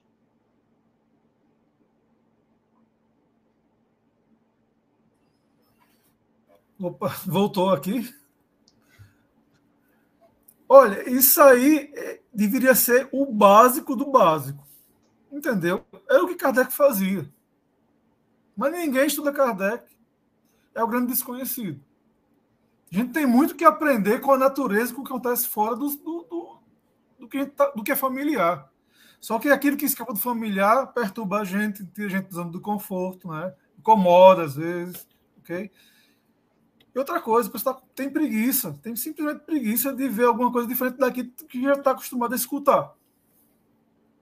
Muitas vezes acontece interessante, é que tem muita gente que sai da religião tradicional, entra no movimento espírita, se deslumbra, só que aí começa a ver que tem muita coisa parecida com o movimento tradicional, e a pessoa diz assim, bom, se isso é mais do mesmo, acaba voltando para o que já era.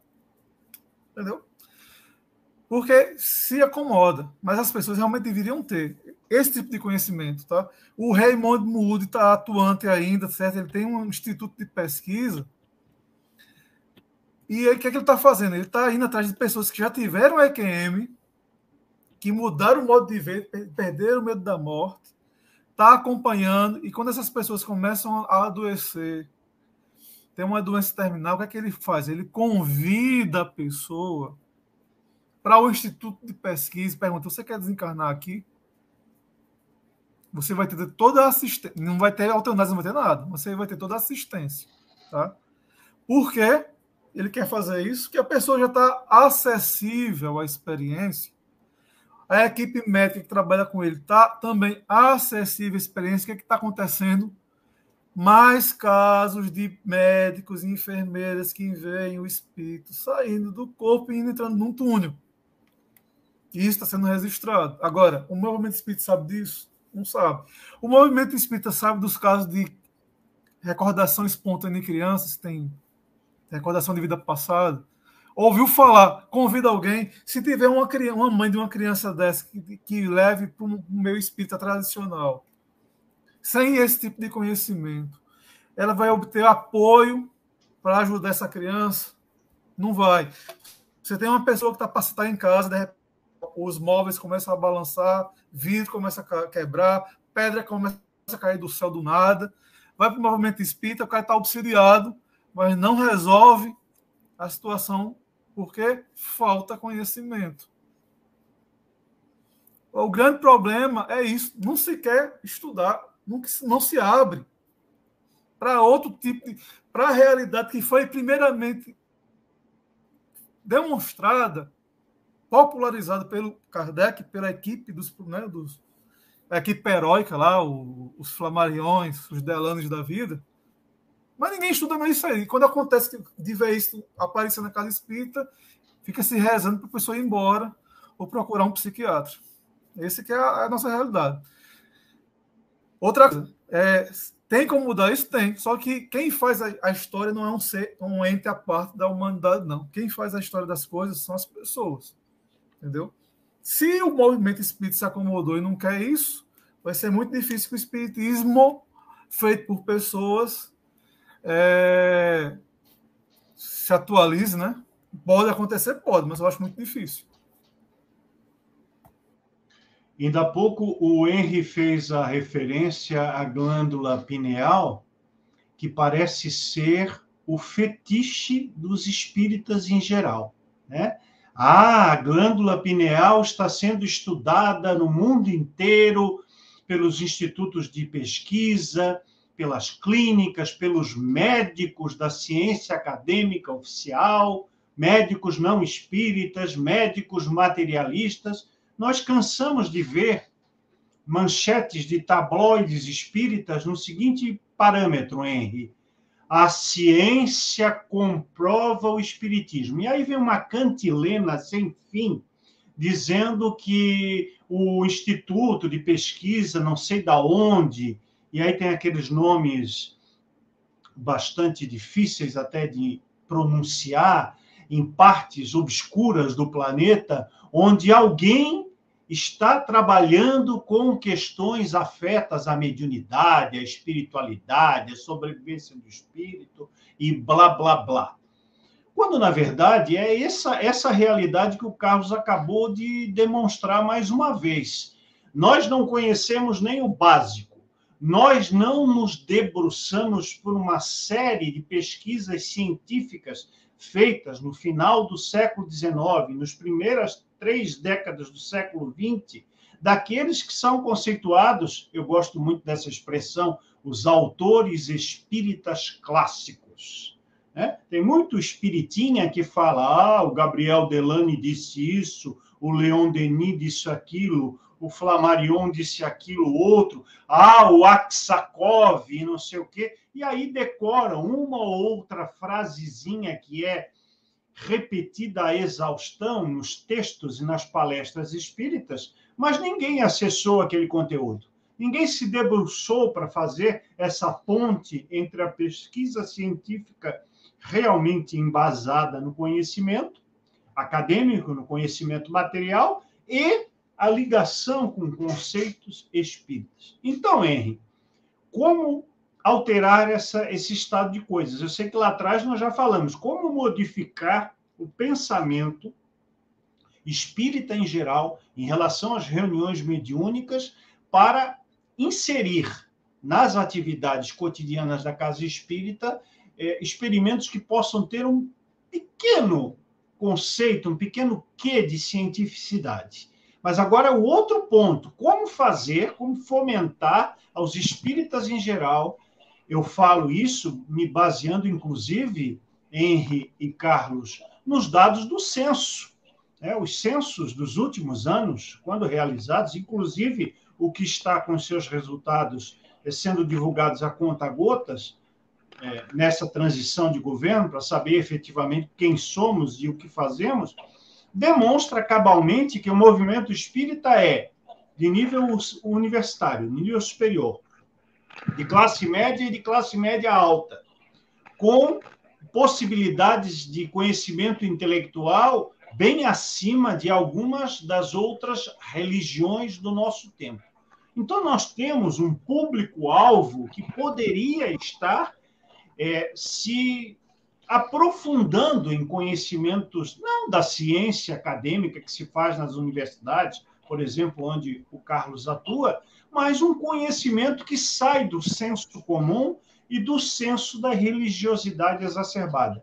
Você teria alguma sugestão a fazer nesse segmento, Henry, para que nós pudéssemos conscientizar e incentivar os espíritas frequentadores de casas espíritas a mudar o dial no sentido de aprofundarmos o nosso conhecimento?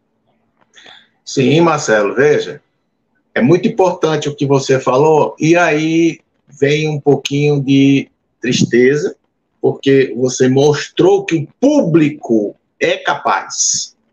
Se o pessoal é universitário, então aí eu volto a falar, qual é o problema? Intelecto, não tem problema, problema moral. O pessoal não estuda moral espírita, não estuda filosofia espírita, não estuda nada.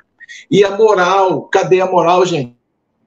Da autonomia, a moral da liberdade, que Kardec disse que o espiritismo é baseado na liberdade e no livre-arbítrio. O pessoal nunca leu isso. Então fica achando e se comportando como igreja. Veja, lá no centro que eu participei uma época, eu juntei uma turma, nós e minha esposa, de 40 jovens. Eles vieram, e isso me preocupa, o jovem. O jovem me preocupa muito, porque a gente está tudo ficando velho, né, meu amigo? Cadê esses jovens? Tá? O que acontece? O jovem vem de um movimento religioso que não permite questionamento. E isto é a característica do jovem, questionar, perguntar. Essa turma ficaram 2. O pessoal foi embora depois de 2 semanas. Porque fazia perguntas e o pessoal, olha, isso aí você não pode perguntar, foi o Espírito que falou. Então, eu fiquei assim, meu amigo. Então, vejam bem, esse é o primeiro ponto. A gente tem que ver os jovens, eles ainda estão com a cabeça aberta. E grupos pequenos, grupos familiares, do mesmo jeito que Kardec fez. Eu e minha esposa, a gente está atualmente nisso, nós estamos juntando pessoas via online mesmo, para estudar os princípios do Espiritismo. A gente fica bobo, como as pessoas não sabem a diferença de reencarnação, pensam que é um castigo, ao invés de saber que é uma oportunidade. Então a gente vê uma distorção muito grande. Então nós temos que trabalhar isso. É muito difícil. É um trabalho hercúleo, porque as pessoas, os espíritas hoje, estão com o pensamento engessado, o pensamento religioso. E isso é muito sério. Porque quando você pega uma pessoa, Kardec falou assim, o espiritismo não é para aquele que está lá na religião, não. Que a religião dele já está satisfazendo, não. Ele é para aquele que já a religião não dá mais certo. É para aquele que não acredita mais em nada. Aí o espiritismo serve para mostrar a razão, a lógica, o que realmente acontece. Só que essas pessoas, como o Carlos falou agora há pouco, vêm das religiões, entram no centro espírita, o Carlos foi muito feliz quando falou isso. E aí fica deslumbrado, aí fica a mesma coisa. Aí ele vai para um centro, para uma palestra pública que não pode perguntar, uma missa, um cara lá na frente falando, o cara não pode fazer questão. É um padre, no caso, né? Depois tem a água frutificada, a água benta, a hóstia. E depois você tem o passe. Então, depois o cara chega para você e fala, você tem que fazer o evangelho lá, um culto.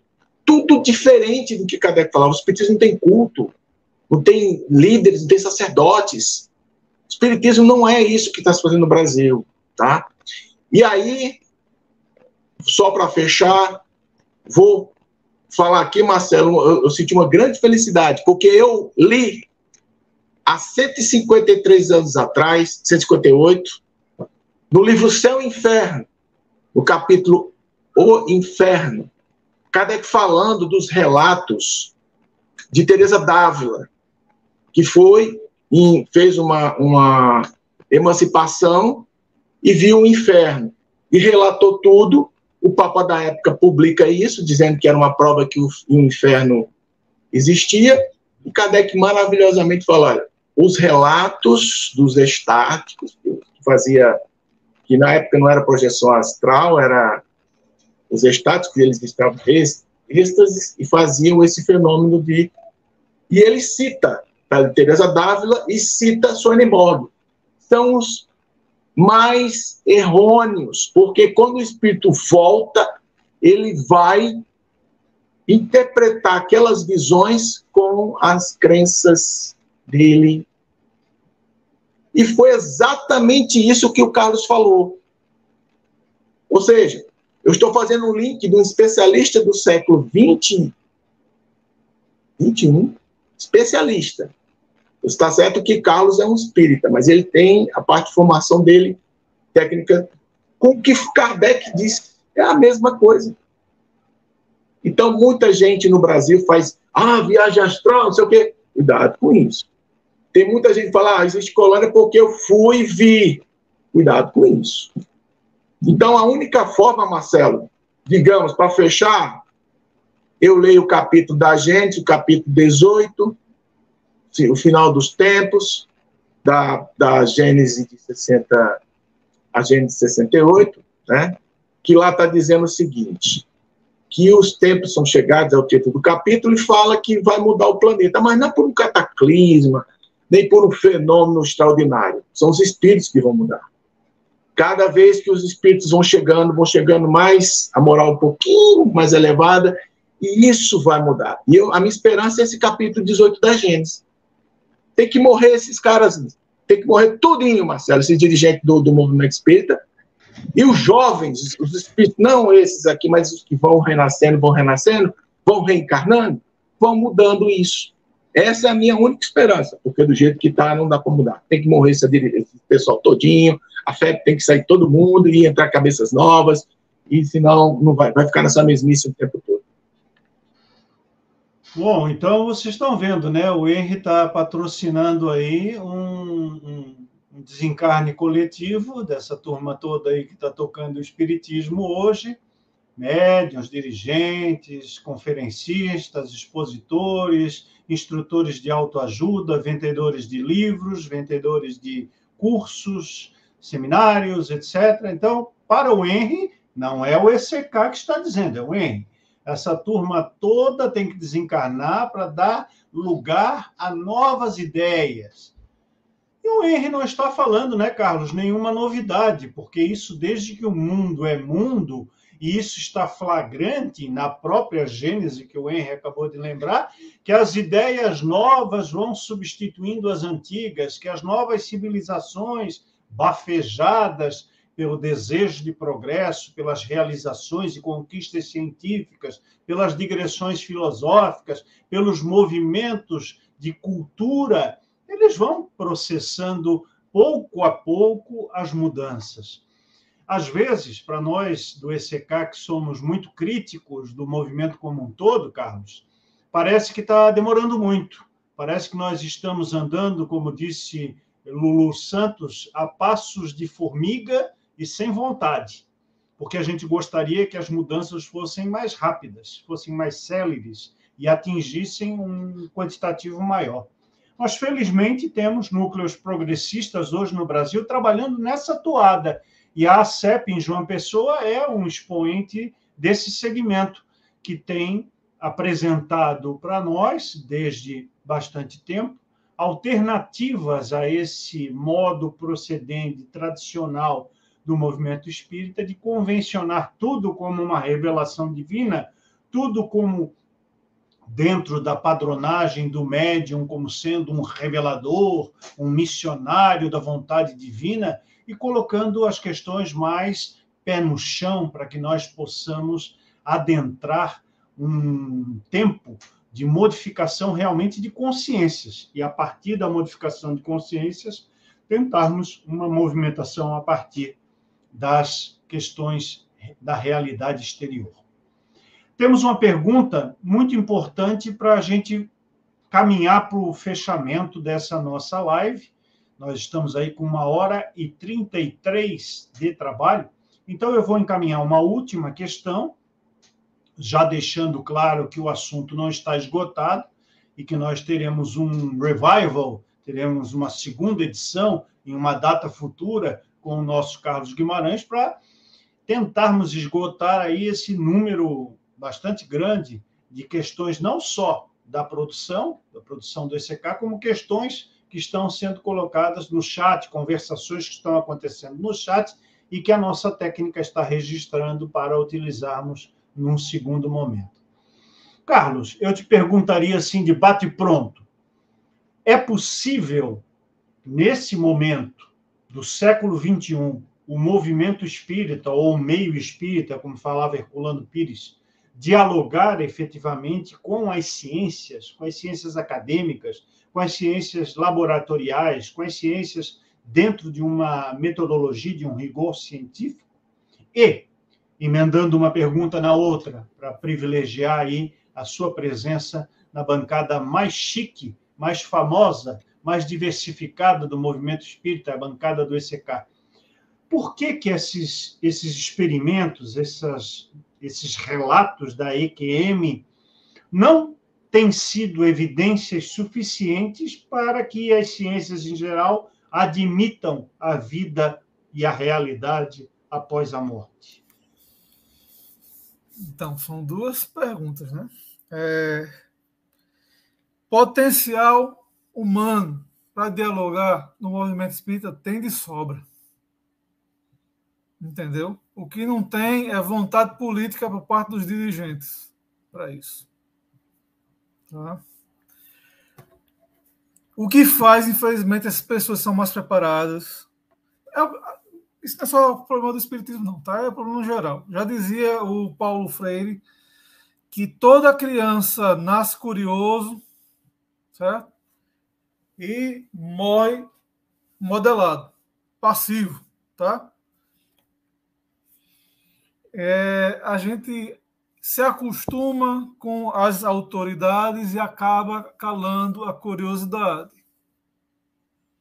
A gente se acostumou também a ver o espiritismo como mais uma religião, a transmitir verdades já cristalizadas.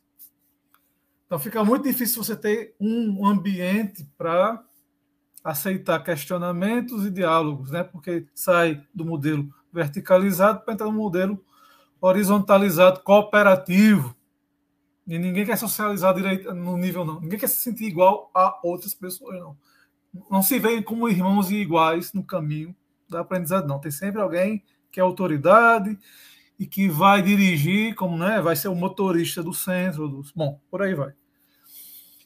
E quanto à ciência, olha, eu não sei não, viu? Eu acho que hoje em dia se tem mais abertura para se discutir essas coisas. Lembre-se do pessoal lá da Universidade de Juiz de Fora e tem um departamento de parapsicologia na Universidade da UNB, que é um físico, não era um físico, não sei quem é agora não, que coordenava.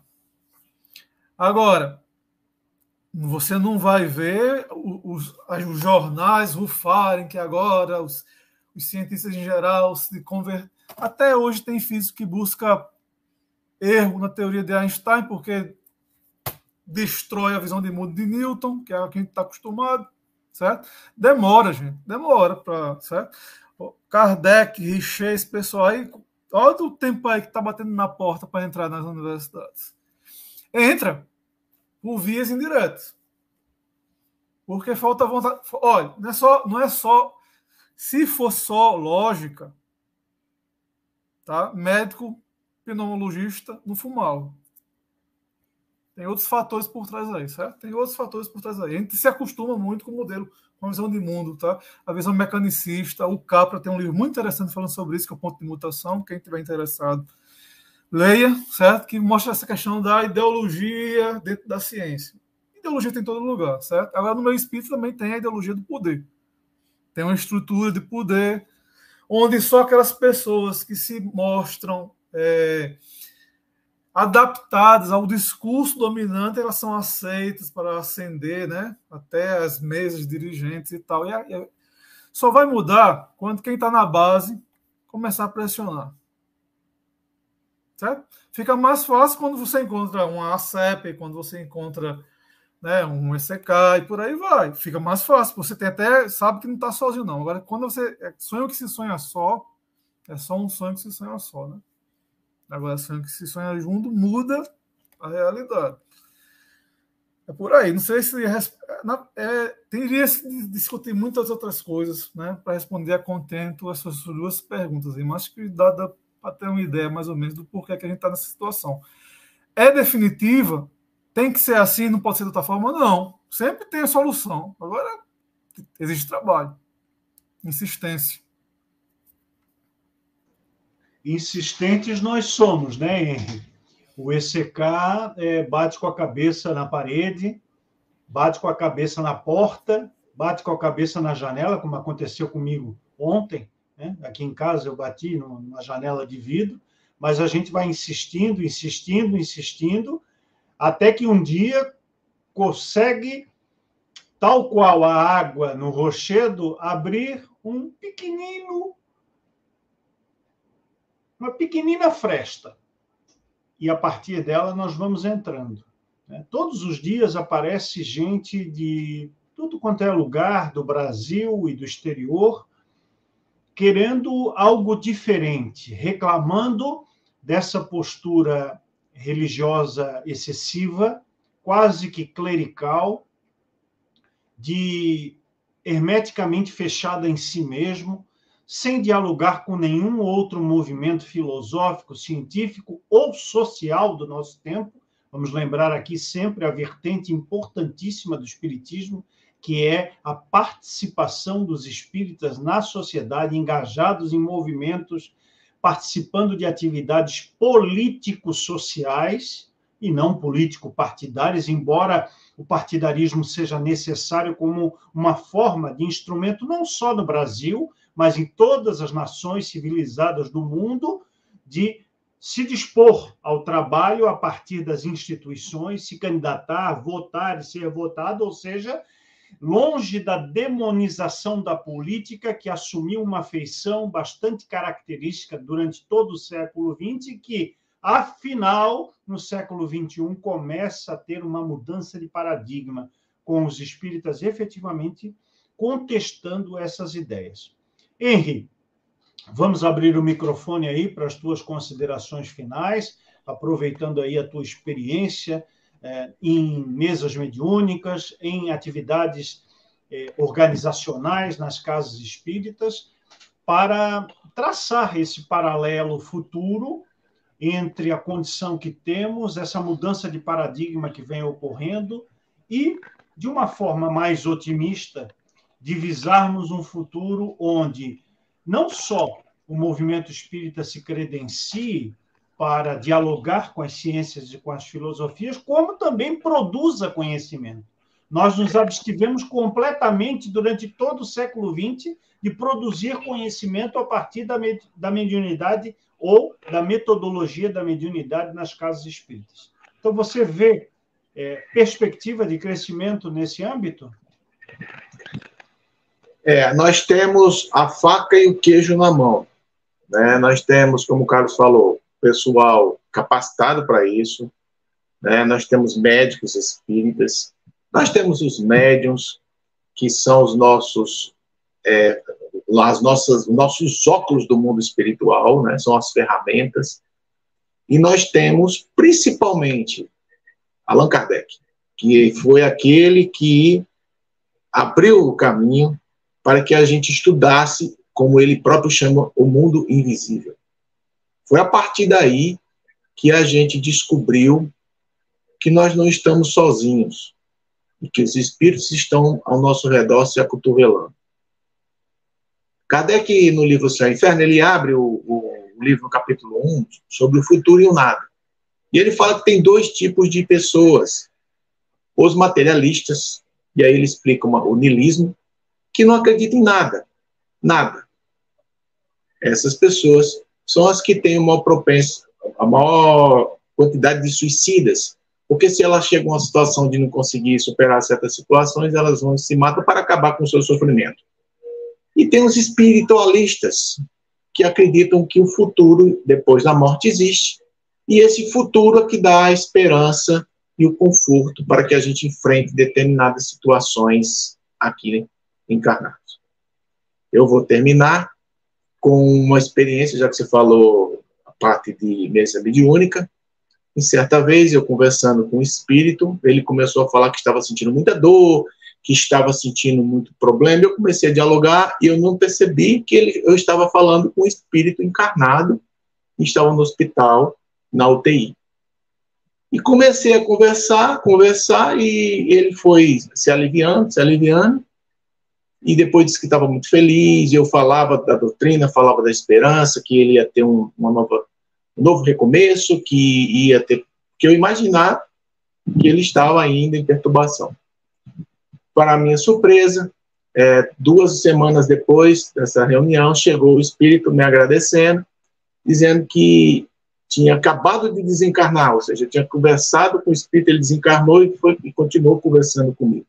Na época eu não tinha ainda esses conhecimentos que eu tenho hoje, nem sabia que você poderia falar com espíritos encarnados, que está na obra de Kardec. Então é esse o conforto do espiritismo. Não é você dar uma água santa, um remédio santo, uma magia, não. É o esclarecimento. É dizer para você aí que está nos escutando que, o pior que seja a sua situação, você vai ter sempre uma segunda chance. Você vai ter sempre um recomeço, e essa esperança no futuro é que nos faz cada vez mais ficar mais forte para que a gente consiga alcançar o nosso objetivo, que é a felicidade dos espíritos puros. Um grande abraço e uma boa noite, pessoal. Até mais. Valeu, Henry. Fica um pouquinho lá na nossa sala do chá, para depois nós fazermos o encerramento de mais uma live aqui nos embalos de sábado à noite do ECK. Agradecemos a tua presença sempre iluminada e com boas ideias. Um abraço. Então, Carlos, como foi essa sua primeira experiência? Foi bom para você estar aqui nos embalos do ECK?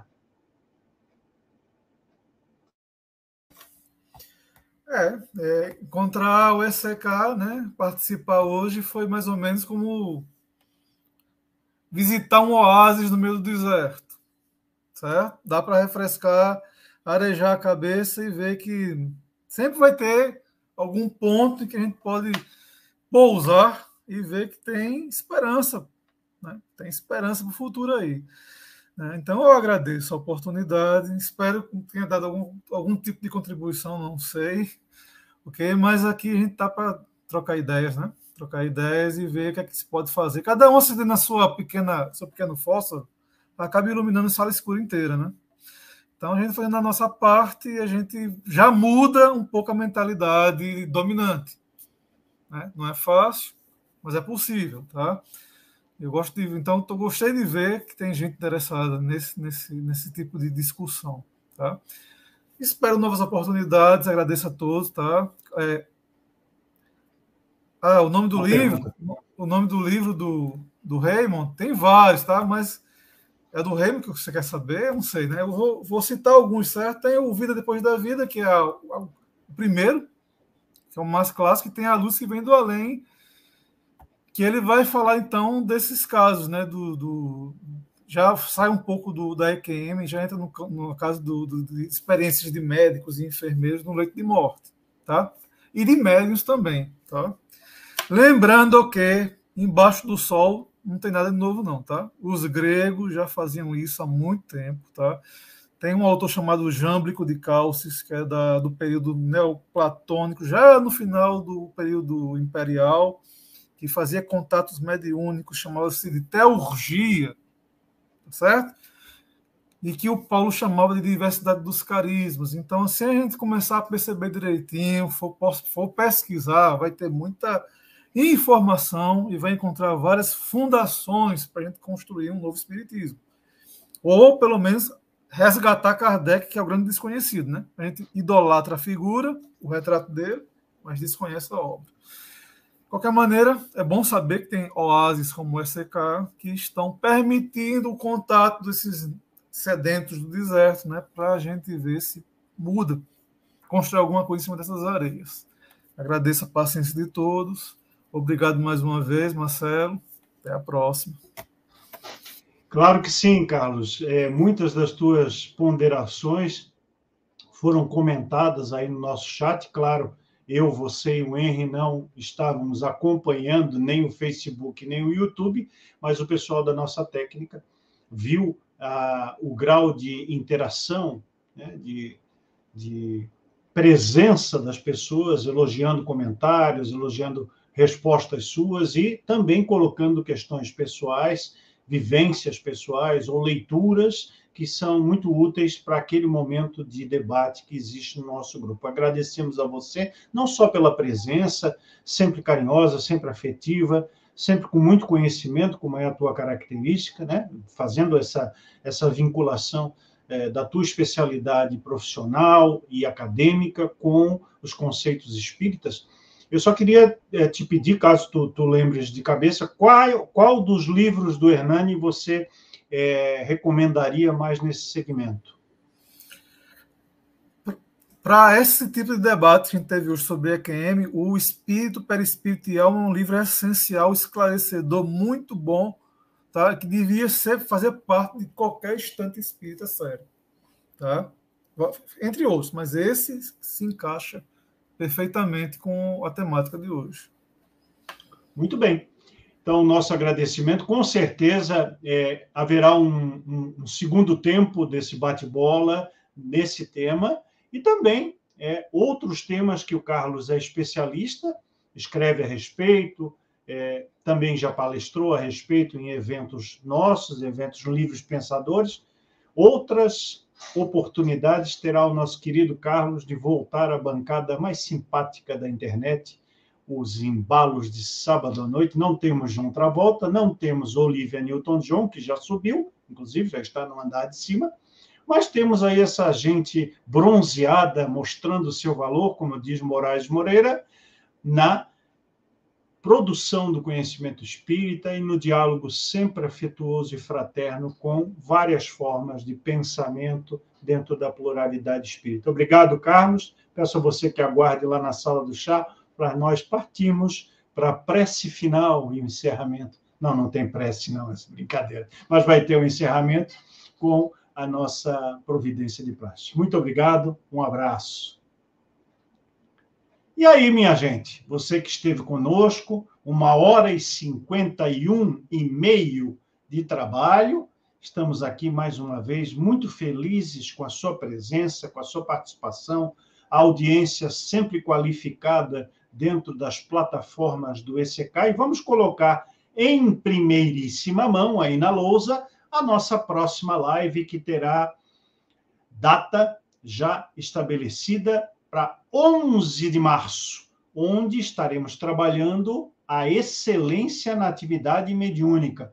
Como proceder, como se comportar, que atitudes devemos tomar no trabalho, na atividade mediúnica, para alcançarmos um nível à frente, um nível mais alto de excelência, de resultados melhores, de produção do conhecimento espírita e, é claro, de bem-estar, de sensação de dever cumprido e de termos contribuído não só com o esclarecimento dos desencarnados, mas com o esclarecimento dos encarnados que estão por aqui, esperando, a partir da evocação das inteligências superiores, novas divisas para a continuidade ou a progressividade dos conceitos espíritas, plataforma, aliás, bem definida por Kardec na estruturação do seu pensamento e na concepção da chamada doutrina dos espíritos ou filosofia espírita.